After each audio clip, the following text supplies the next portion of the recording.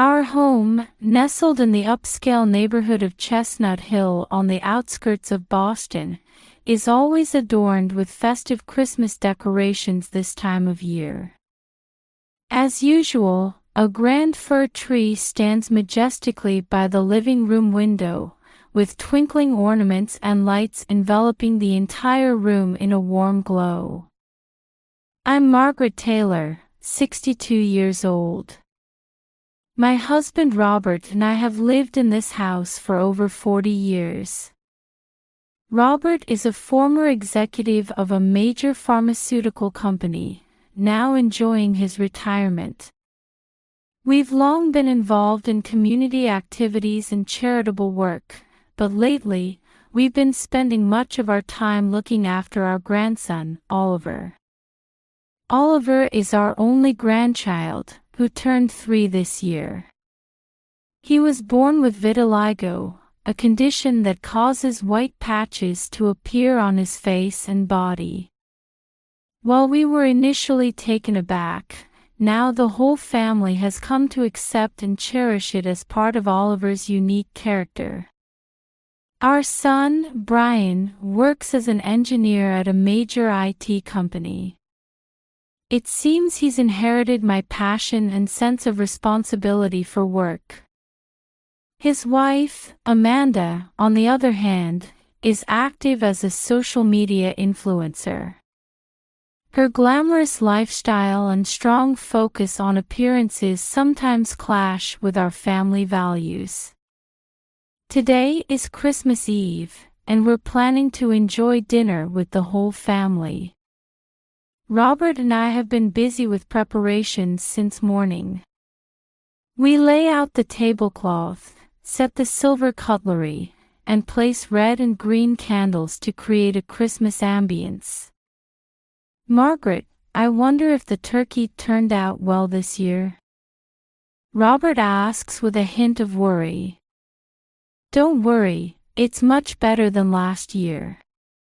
And the cranberry sauce you bought is perfect, I reassure him. Truth be told, last year's Christmas dinner had a slightly tense atmosphere. Amanda seemed hesitant to hold Oliver, apparently concerned about his vitiligo. Since then, Brian and Amanda's visits have become less frequent, and I feel like there's been a small rift in our family bond. This year, I'm hoping we can all spend a joyful time together. Especially for Oliver, I want to create warm Christmas memories at his grandparents' house. Around 3 p.m., the doorbell rings. They're here, Robert, I call out, and Robert emerges from the living room as we head to the front door together. As we open the door, there stand Brian, Amanda, and Oliver. Oliver is wearing a bright red sweater, his eyes sparkling with excitement. Merry Christmas, we all exclaim in unison. Amanda is decked out in a flashy designer coat, her makeup impeccable. Brian, in contrast, is dressed in his usual casual jeans and sweater. Grandma, where are the presents? Oliver asks eagerly. Aren't you impatient? Santa hasn't come yet, sweetie, I answered gently. The whole family gathers in the living room, sipping hot chocolate by the fireplace and catching up. Amanda enthusiastically discusses the latest social media trends, while Brian reports on the success of his new project. I hold Oliver on my lap, stroking his soft hair while listening to the family conversation. It seems the white patches on Oliver's skin have increased slightly. But his innocent smile remains unchanged, warming my heart. Hey, everyone, Robert speaks up. I've arranged a special dinner for tonight. I've made a reservation at the best restaurant in Boston. Wow, that's amazing. Amanda's eyes light up. Where is it? It's Mo. In Beacon Hill, Robert answers. That place is so hard to get a reservation. Brian exclaims in surprise. I feel a bit worried. Dining at a high-end restaurant is wonderful, but it might be a bit too adult an environment for 3-year-old Oliver. Still, it's been a while since we've all dined out together. It should make for a lovely memory. Well then, let's get ready, I say. The reservation is for 7 o'clock. As everyone starts to prepare, our Christmas Eve in Boston begins to unfold. I sincerely hope this special night will be an opportunity to strengthen our family bonds. The streets of Boston were gleaming with Christmas decorations.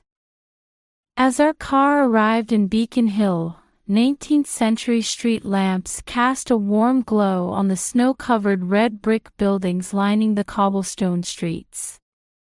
As we got out of the car in front of Mo Restaurant, the cold winter air caressed our cheeks. It's chilly, Robert said as he lifted Oliver into his arms. Oliver's cheeks, with their white patches, were slightly red from the cold, but his eyes sparkled with excitement. As we entered the restaurant, we were greeted by chic decor and warm lighting. A waiter politely guided us to our table, where a small vase with a festive red poinsettia was placed. Wow, this place is amazing! Brian exclaimed in admiration. Amanda took out her smartphone and started taking photos of the interior. My followers are going to love this, she said happily. We took our seats and opened the menus. Oliver sat next to me, looking around with curiosity. Oliver, what would you like to eat? I asked gently, but Amanda interjected. Oh, Margaret. You shouldn't let Oliver choose for himself. We should order from the kids' menu for him. I felt a bit confused but replied, well, yes, but I'd like to hear his opinion too. Oliver cheerfully said, steak. Oh, what a good boy, I said, while Amanda rolled her eyes.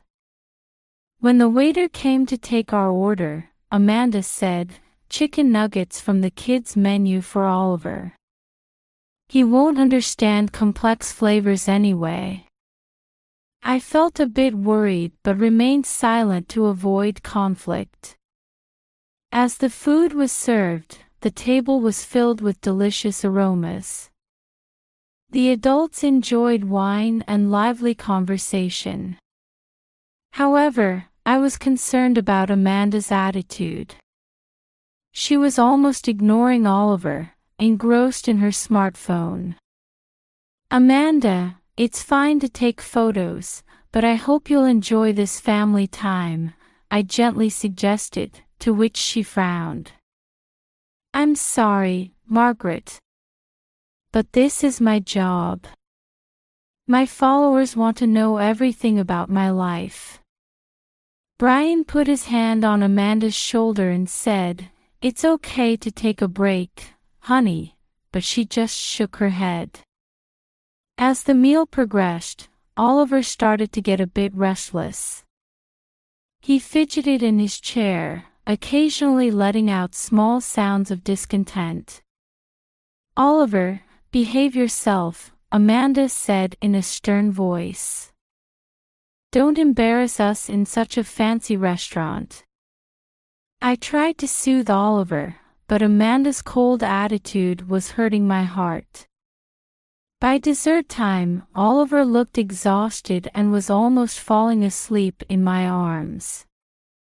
Shall we head home? Robert suggested. Everyone agreed, and we got into the car to return home.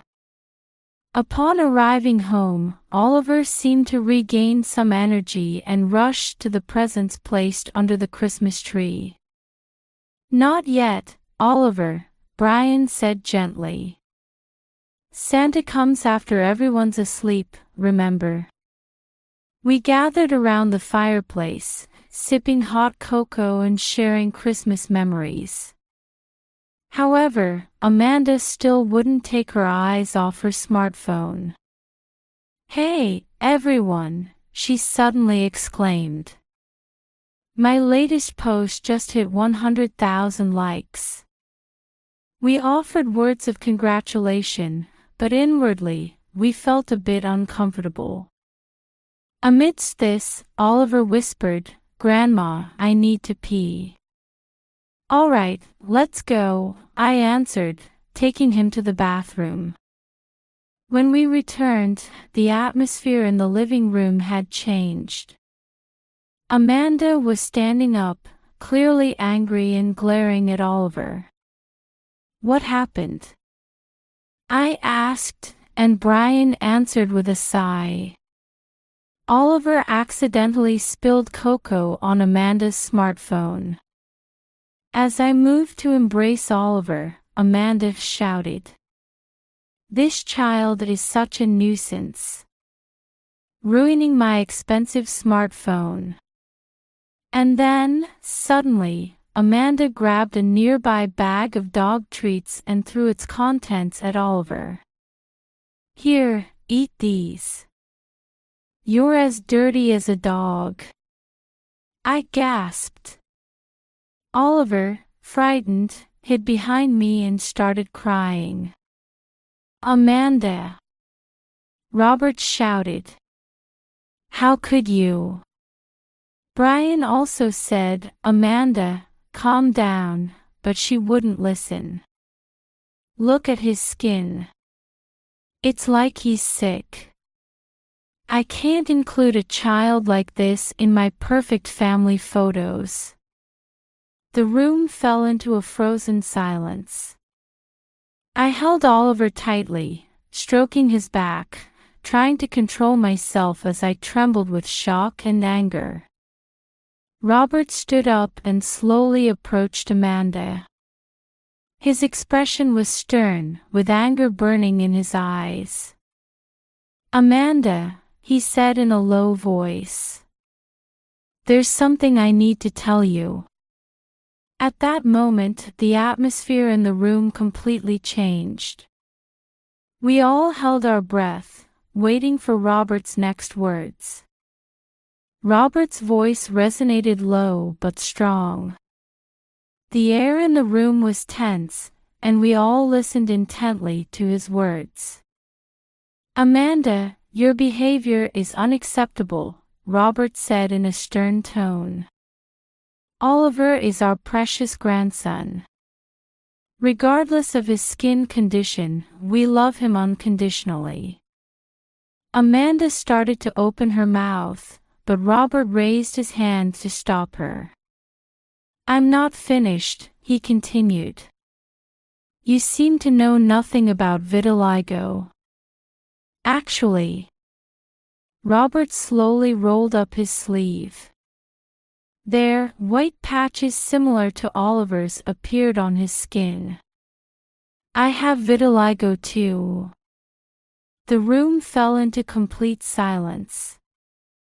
Brian stood with his mouth agape in surprise, while Amanda stood stock still with her eyes wide open.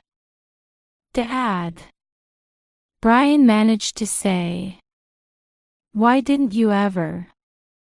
"I didn't think there was any need to hide it," Robert answered calmly.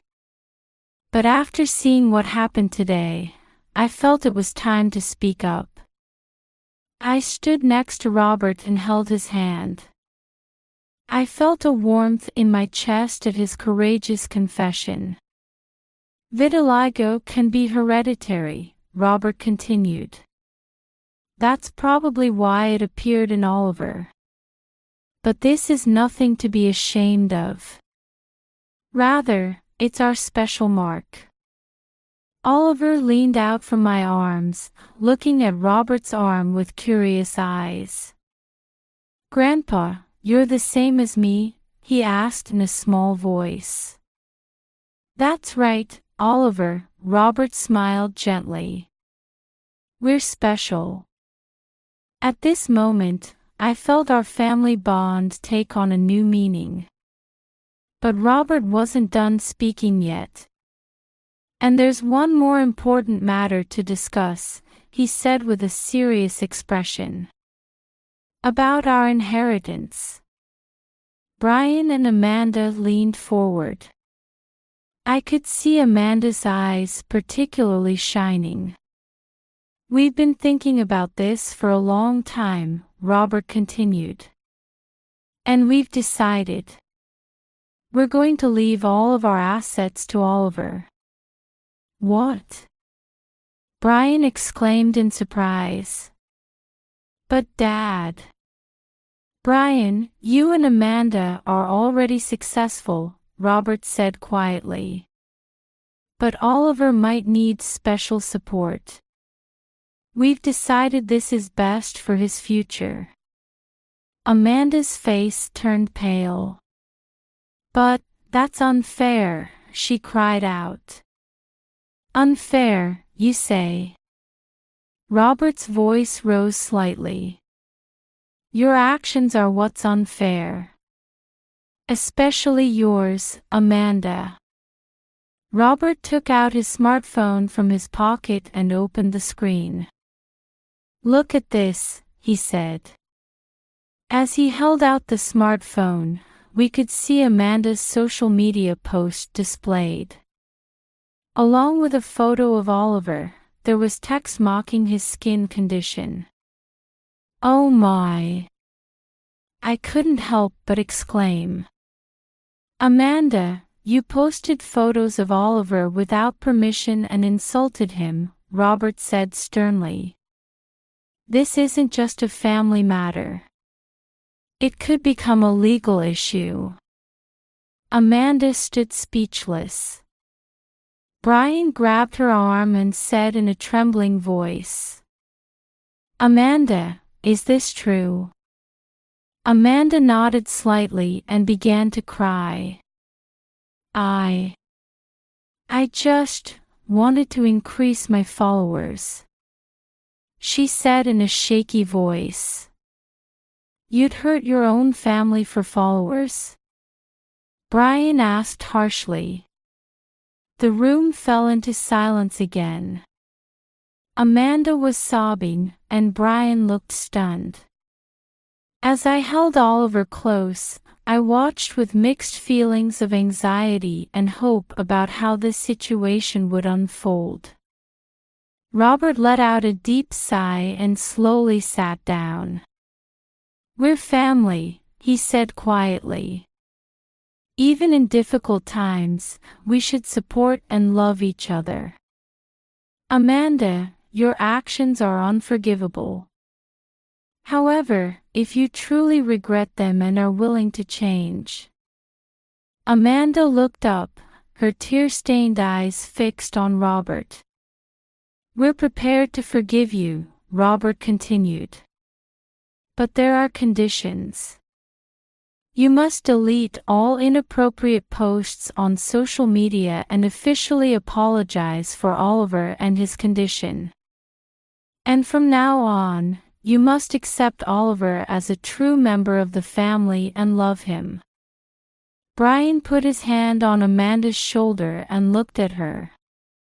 "We have a chance here. Let's do the right thing."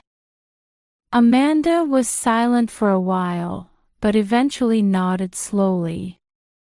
I'm truly sorry," she said in a small voice.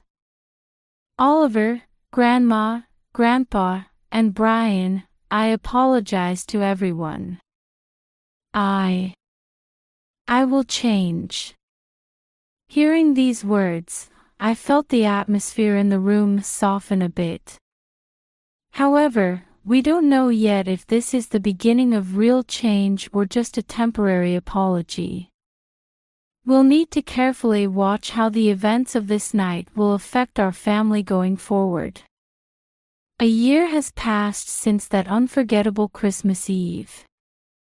Once again, our entire family has gathered in this house, enjoying a peaceful time sipping hot cocoa in front of the fireplace.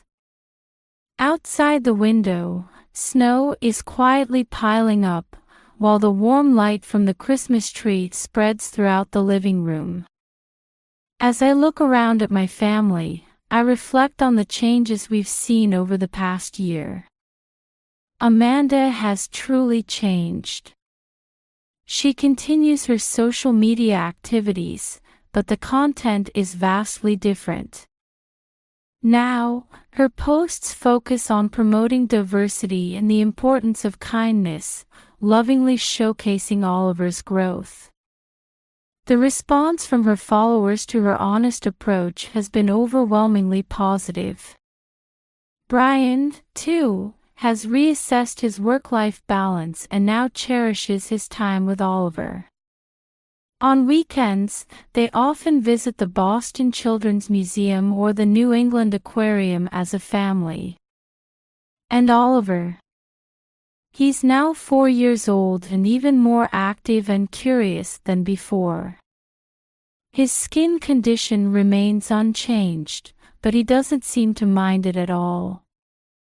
In fact, he proudly calls it, "my starry sky." "Grandma, look." Oliver excitedly brings me a picture book. "I drew this." Opening the book, I see colorful stars drawn all over the pages. Among these stars are smiling children with white patched skin, playing happily. "That's wonderful, Oliver," I say, deeply moved. "It's a beautiful drawing." Robert smiles and pats Oliver's head. "Your imagination is truly amazing, son." Amanda sits next to Oliver and gently hugs him. "Can I share this picture book on my social media? I think many people will be touched by it." Oliver nods happily. "Yes. I want everyone to see it." Seeing this scene, it's hard to believe what happened that day a year ago. I realize that our family bond has grown stronger after overcoming that trial.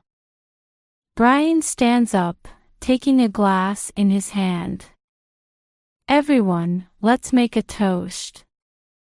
This past year, we've learned and grown so much. Let's continue to be a family that understands and supports each other." "Cheers," we all say in unison. After placing down our glasses, I quietly say, "Thank you for showing such wonderful changes this past year. I believe our family's life will be richer from now on." Robert takes my hand and smiles gently at me. "It's all thanks to you, Margaret. Your love and patience have guided this family." Tears well up in my eyes. At this moment, I feel truly happy. Outside the window, the snow is falling harder, spreading a white world. This pure white landscape seems to be blessing our new beginning. There will surely be challenges ahead. But we're not afraid anymore. We believe that with love, understanding, and respect for each other, we can overcome any difficulty. Oliver's smile, Amanda and Brian's growth, and Robert's unchanging love. All of these are the treasures of my life. As I gaze at the red poinsettia pot placed by the snow-covered window, I